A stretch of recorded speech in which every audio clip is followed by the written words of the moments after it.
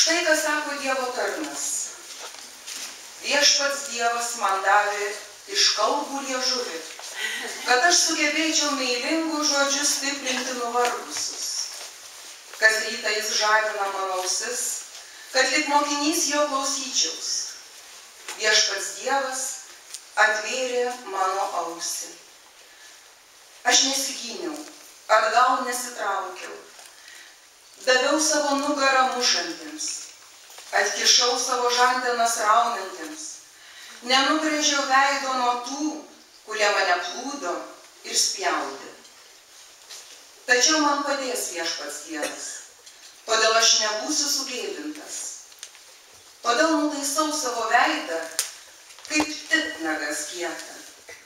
Aš žinau, jog nebūsiu sugėdintas.